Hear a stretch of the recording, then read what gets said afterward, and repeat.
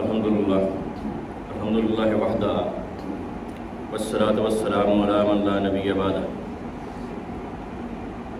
اما بعد فقد قال اللہ تعالی فی القرآن المجید وفرقان الحمید وبرہان الرشید وارشاد العظیم اعوذ باللہ من الشیطان الرجیم بسم اللہ الرحمن الرحیم قالوا اعجبین من امر اللہ رحمت اللہ وبرکاتہ علیکم اہل البیت انہ حمید مجید۔ صدق اللہ العظیم۔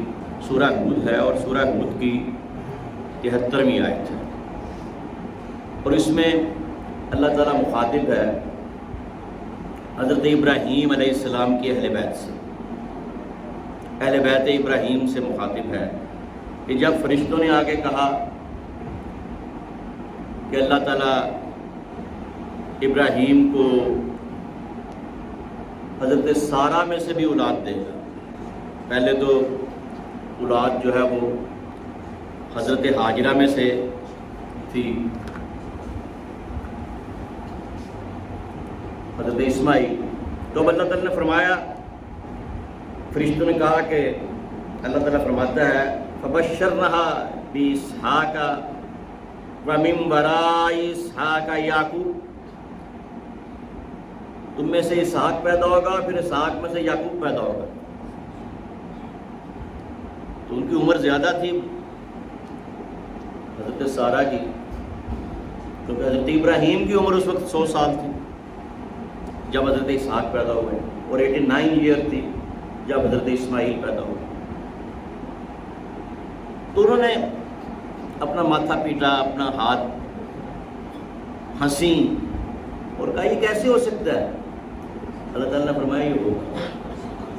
تو یہ اس میں اہل بیت ابراہیم کا ذکر ہے، جس کو ہم ہر درود میں، ہر نماز میں اور ہر درود میں ان کو اپنے ساتھ اللہ تعالیٰ نے حضور کے ساتھ شامل کیا ہے۔ اللہم صلی علی محمد وعلی آل محمد کما صلیت علی ابراہیم وعلی آل ابراہیم۔ اب یہ دوسری آیت ہے سورہ قصص کی، یہ 12ویں آیت ہے۔ وَحَرَّمْنَا عَلَيْهِ الْمَرَادِيَ مِن قَبْلُ فَقَالَتْ هَلْ أَدُلُّكُمْ عَلَىٰ أَهْلِ بَيْتٍ يَكْفُلُونَهُ لَكُمْ وَهُمْ لَهُ نَاصِحُونَ۔ اب حضرت موسیٰ علیہ السلام کی ماں نے اس لیے ان کو اللہ تعالیٰ نے کہا کہ یہ دریا میں بہا دو، ڈرے، اللہ تعالیٰ نے کہا کچھ نہیں ہوتا، بہا دو، بہا دیا، کیونکہ فرعون 1 سال لڑکوں کو قتل کرتا تھا اور 1 سال چھوڑ دیتا تھا تاکہ غلامی کے لیے بھی بندے بچے۔ حضرت ہارون ان سے 1 سال بڑے تھے، جس سال وہ پیدا ہوئے اس سال لڑکوں کو قتل نہیں کرتا تھا، جس سال حضرت موسیٰ پیدا ہوئے وہ سال تھا قتل کرنے والا۔ جب بہا دیا تو اللہ تعالیٰ نے کہا موسیٰ دودھ کسی عورت کا نہیں پینا سوائے ماں کے۔ تو حضرت موسیٰ کو اللہ تعالیٰ نے فرعون نے بڑے دائیوں کو بلایا دودھ پلانے کے لیے، حضرت آسیہ نے بھی کوشش کی، لیکن دودھ پیا ماں کا ہی۔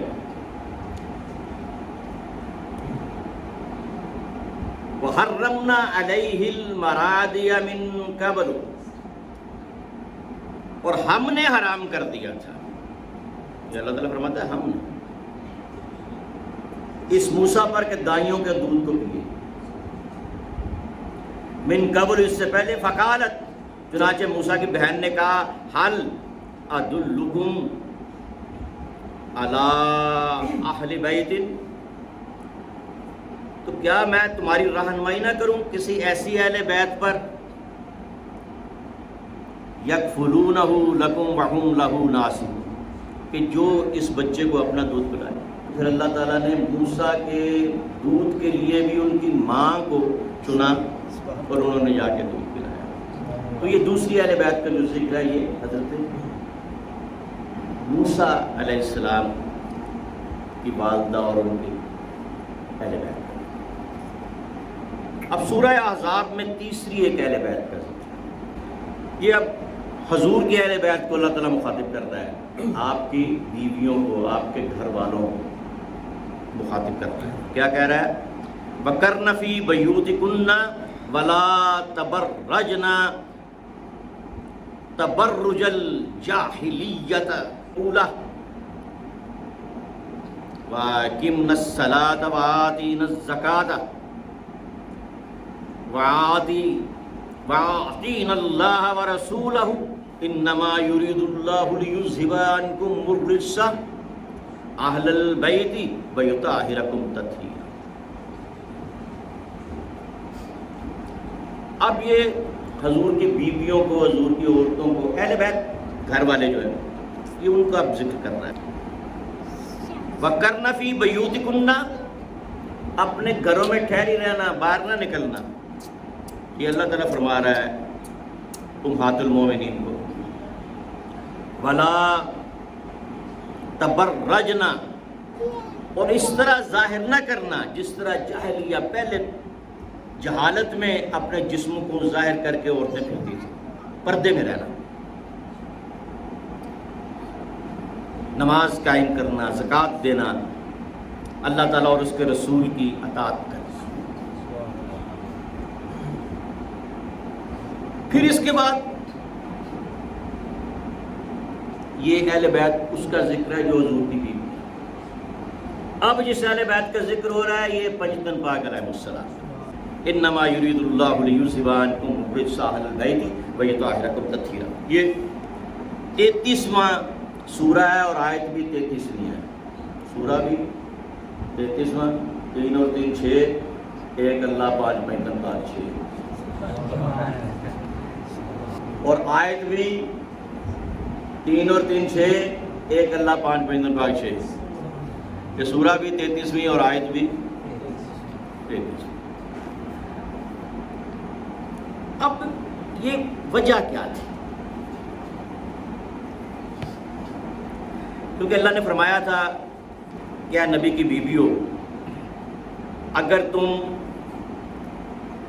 اچھا کام کرو گی تو عام عورتوں سے تمہیں دوگنا ثواب ملے گا، اور اگر برا کام کرو گی تو دوگنا گناہ ملے گا۔ قرآن کہہ رہا ہے۔ تو ان کا مقام جو ہے، یا نساء النبی لستن کاحد من النساء، عام عورتوں جیسا نہیں ہے۔ وجہ کیا ہے؟ وجہ کیا ہے کہ عام عورتوں جیسا ان کا مقام نہیں ہے؟ کہ یہ حضور کے جسم کے ساتھ لگ چکی تھیں، یہ وجہ تھی۔ اور جب ساتھ لگنے کا یہ مقام ہے تو جو حضور کے جسم کا ٹکڑا ہو اس کا کیا مقام؟ الفاطمہ بضعۃ منی، فاطمہ میرے جگر کا ٹکڑا ہے۔ ساتھ لگنے کا یہ مقام ہے کہ وہ ہر چیز ان کی مختلف ہے، عام عورتوں جیسے نہیں۔ اب یہ کرنا، کرنا، کررن، کررن، اکررن، یہ کرنا کا جو لفظ ہے اس کی مختلف قرتیں ہیں، اور یہ اس میں قرت میں اختلاف ہے۔ ٹھہرنا، لیکن اس کا مطلب ٹھہر نہیں۔ حضرت عائشہ صدیقہ رضی اللہ تعالیٰ عنہ جب جنگ جمل میں گئیں اور پھر جب واپس آئیں تو جب یہ آیت پڑھتی تھیں تو رونا شروع کر دیتی تھیں۔ تو مجھے نبی کریم نے کہا تھا کہ ایک عورت ہوگی میری بیویوں میں سے جو ایسا کام کرے گی۔ یہ مدارج النبوت میں حضرت عبدالحق محدث دہلوی نے یہ لکھا ہے۔ تو میں چلی گئی، گھر سے باہر نکلے گا، اللہ نے منع کیا تھا۔ کہ گھر سے باہر نہیں نکلنا. اور وہ روتی زاروں قطار روتی، اتنا روتی کہ ان کا پلو جو ہے بھیگ جاتا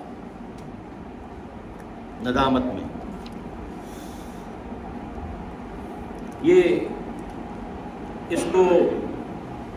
اس واقعے کو، یہ رونے کا واقعہ جو ہے، اس کو تفہیم القرآن میں مولانا مودودی نے بھی لکھا ہے. عورتوں نے پوچھا یا رسول اللہ صلی اللہ علیہ وسلم، تمام فضیلتیں تو مرد ہی لے گئے ہیں، ہمیں کوئی ایسا عمل بتائیں کہ ہم بھی مردوں کے برابر چلے جائیں، ہم جہاد میں نہیں جا سکتے. آپ نے فرمایا تم اپنے گھر میں ٹھہری رہو، اپنی عزت و ناموس کی حفاظت کرو، یہ جہاد سے افضل کا. یہ بازار میں اور تفسیر ابن کثیر میں. عورت سر تپا پردہ اور پردے کی چیز ہے، جب گھر سے باہر قدم نکالتی ہے تو شیطان جھانکنے لگتا ہے، اور یہ سب سے زیادہ خدا کے قریب ہوتی ہے جب اپنے گھر کے اندر والے حجرے میں ہوتی ہے. جامع ترمذی میں 1173 حدیث. اور اس کی نماز جو ہے یہ گھر کے سب سے اندر کوٹھری میں افضل ہے کسی اور نماز سے، کہ باہر پڑھے یا اس سے باہر جا کے پڑھے. یہ ابو داؤد کی 570ویں حدیث. اس لیے عورت کی اذان تک دینا بھی عورت کے لیے ممنوع ہے. اور پہلے جب عورتیں نماز میں آتی تھیں، پہلی صف مردوں کی، اس کے پچھلی صف بچوں کی، اور اس کے پچھلی صف جو ہے عورتوں کی ہوتی تھی. تو اگر امام غلطی کرتا تو ان کو بولنے کی اجازت نہیں تھی، صرف اتنا تھا کہ ہاتھ پہ ہاتھ رکھ کے، ویسے تو لقمہ دیتے ہیں نا، لیکن ان کے لیے تھا کہ ہاتھ پہ ہاتھ رکھ کر وہ ایسے کر دیں، بس تالی لگا دیں.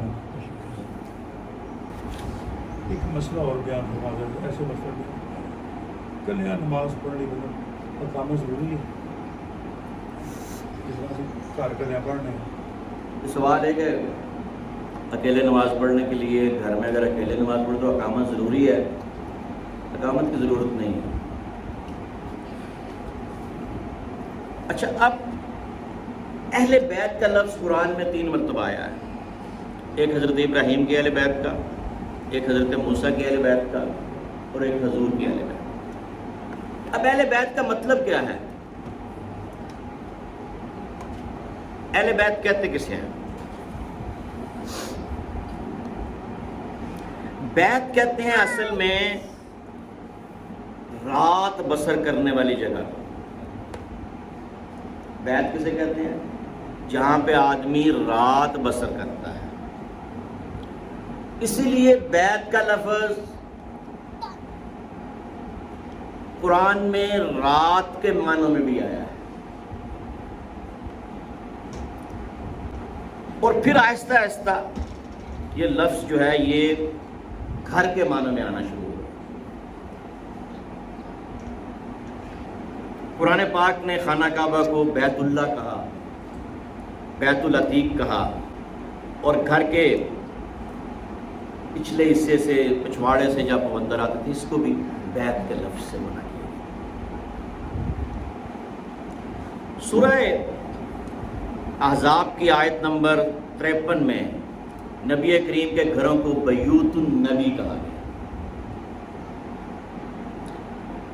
اور سورہ فرقان کی آیت 64 میں یبیتون کا لفظ استعمال ہوا، جو رات کو عبادت کرتے ہیں وہ لوگ، والذین یبیتون، وہ لوگ جو رات کو عبادت کرتے ہیں. تو بیت کا لفظ رات کے معنوں میں اور رات بسر کرنے کے معنوں میں اور گھر کے معنوں میں قرآن نے استعمال کیا. اب یہ اہل بیت جس کی ہم بات کرتے ہیں، اس کی ایک اہل بیت نسبی ہے، ایک اہل بیت ولادتی ہے، ایک اہل بیت خصوصی ہے، ایک اہل بیت اعزازی ہے، ایک اہل بیت عمومی ہے، تمام سادات قیامت تک. اس میں بھی حسنین کریمین شامل ہیں. اہل بیت سکنی جو آپ کے گھر میں رہتے تھے، ازواج مطہرات، اس میں بھی حسنین کریمین علیہ السلام شامل ہیں، اہل بیت ولادتی جو آپ کے گھر میں پیدا ہوئے، حضرت فاطمہ الزہرا سلام اللہ علیہا، حسنین کریمین علیہ السلام، آپ کی جو اولاد، آپ کے نواسے نواسیاں، یہ سارے اہل بیت ولادتی۔ اہل بیت اعزازی میں واصلہ بن اسقا اور سلمان فارسی رضی اللہ عنہما، آپ نے ان دونوں کو اپنی اہل بیت میں شامل کیا۔ اہل بیت خصوصی میں پنجتن پاک جن کے اوپر چادر دی گئی، اپنے اوپر آپ نے چادر لی، پنجتن پاک حضرت علی، حضرت فاطمہ، حضرت حسن، حضرت حسین، حسنین کریمین اس میں بھی شامل ہیں۔ اہل بیت نسبی، آل علی، آل جعفر، آل عقیل، آل عباس، آل محمد، اس میں بھی حسنین کریمین علیہ السلام شامل ہیں۔ قرآن نے 3 اہل بیتوں کا ذکر کیا، اہل بیت قرآنی میں اہل بیت ابراہیم سورہ ہود میں، اہل بیت موسیٰ سورہ قصص میں، اور اہل بیت محمد سورہ احزاب میں۔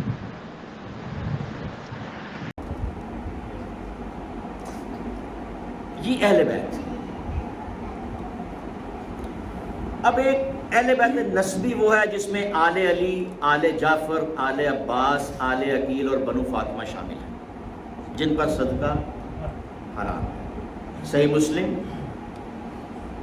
حدیث نمبر 2408، ولادتی جو آپ کے گھر میں پیدا ہوئے۔ اب دیکھو امام حسن اور امام حسین ہر اہل بیت میں آ رہے ہیں، نسبی آل علی میں بھی ہیں، بنو فاطمہ میں بھی ہیں، ولادتی حضور کے گھر میں پیدا ہوئے، خصوصی جن کو چادر میں لے لیا گیا، اور یہ روایت حضرت عائشہ سے بھی ہے، صدیقہ رضی اللہ تعالیٰ عنہ سے، اور حضرت ام سلمہ رضی اللہ تعالیٰ عنہ سے بھی ہے یہ روایت۔ اور اہل بیت، یہ اہل بیت خصوصی ہے، امام حسن، امام حسین، جناب سیدہ سلام اللہ علیہ اور حضرت علی رضی اللہ۔ جامع ترمذی میں 3787، صحیح مسلم میں، مسند احمد میں، ابن جریر میں، حاکم میں، بیہقی میں، تفسیر ابن کثیر میں یہ اہل بیت خصوصی کا ذکر ہے کہ یہی 5 تھے، ان کے علاوہ اور کوئی نہیں تھا۔ یہ جن احادیث کا میں نے ذکر کیا ہے۔ اہل بیت اعزازی حضرت واصلہ بن اسقا، آپ نے فرمایا وانت من اہلی، تم میرے اہل بیت میں سے، واصلہ بن اسقا۔ حضرت سلمان فارسی کو فرمایا سلمان منا اہل البیت، سلمان میرے اہل بیت میں سے ہے۔ صحیح بخاری کی حدیث نمبر 3948۔ امام حسن علیہ السلام کوفہ میں امام علی المرتضیٰ کے بعد امامت فرماتے ہیں، اہل بیت عمومی حضور کی آل قیامت تک کے لیے۔ تو آپ کو خنجر مار کر زخمی کر دیا کسی خارجی نے، آپ جب صحت یاب ہو کے دوبارہ نماز کے لیے آئے کچھ دنوں بعد، تو کہا اے عراقیوں خوف کرو، ہم اہل بیت رسول میں ہیں جس کا قرآن میں ذکر ہے۔ امام حسین علیہ السلام نے جب کربلا میں خطبہ دیا تو کہا ہم اہل بیت رسول میں سے۔ اب جس اہل بیت کا ذکر خصوصی طور پر تھا، یہ حضرت ام سلمہ فرماتی ہیں کہ میں، حضور نبی کریم نے کہا کہ ام سلمہ میں اندر بیٹھا ہوں، کسی کو آنے نہیں دینا، کسی کو آنے نہیں دینا۔ آپ اندر بیٹھ کے، آپ نے ایک چادر لی ہوئی تھی جس پہ اونٹ کے کجاووں کی تصویر بنی ہوئی تھی۔ تھوڑی دیر بعد امام حسن اور امام حسین دوڑتے ہوئے آئے۔ اب نانی تھی، پہلے کہا کہ ارشاد رسول یہ ہے کہ اندر کسی کو نہیں آنے دینا، اور جو آ رہی ہے وہ اولاد رسول ہے، ان کو روک نہیں سکتی، ان نواسوں کو نانے سے ملنے سے تمہیں روک نہیں سکتی، حکم یہ ہے کہ اندر کوئی نہ آئے۔ اب ام سلمہ رضی اللہ تعالیٰ عنہ نے سوچا کہ یہ کسی اور کے بارے میں ہوگا، ان کے بارے میں نہیں۔ آپ جائیں، حضور نے اپنی گود میں بٹھا لیا دونوں کو۔ پھر جناب سیدہ سلام اللہ علیہ کچھ پکا کے لائیں حضور کے لیے ہنڈیا میں۔ کہا ویسی کون سی ماں ہو سکتی ہے تو وہ اپنی بیٹی کو گھر آنے سے روکے، اپنے باپ سے ملنے؟ کہا میں نے کہا یہ ان کے لیے بھی حکم، یہ ایسا نہیں ہے، یہ باقیوں کے لیے۔ تھوڑی دیر میں حضرت علی المرتضیٰ کرم اللہ علیہ وجہ الکریم تشریف لے آئے۔ اب کون سی ساس ایسی ہے جو داماد کو روکے گھر آنے سے؟ ساس ایسی تو نہیں ہے کہ جو داماد کو گھر آنے سے روکے۔